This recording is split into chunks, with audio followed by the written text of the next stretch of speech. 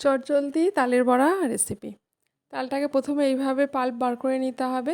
যার যেরকম ছাঁকনি আছে ঝুড়ি দিয়েও হতে পারে বা স্টিলের এগুলো দিয়েও হতে পারে। পাল্পটা বার করে নিলে সেটা একটু ভালো করে একটু ছেঁকে নিতে হবে। তারপরে সুজি দিতে হবে। সুজিটা আমি গরম জলে একটু ভিজিয়ে রেখেছিলাম। যে যেরকম করবেন তার উপরে কোয়ান্টিটি নিতে হবে।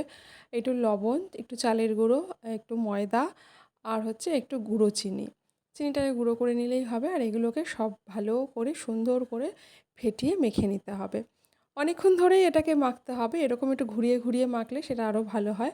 হ্যাঁ? তো এইরকম একটা থিকনেস আসবে।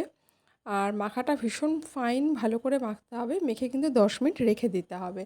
তারপরে এরকম ছোট ছোট করে লেচির মতন করে কড়াইয়ে উল্টে পাল্টে একটা সিম আছে একদম লো লো যে সিম আঁচটা সেই আঁচে করে কিন্তু বড়াগুলো সুন্দর করে এরকম করে মুচমুচে করে ভেজে নিতে হবে।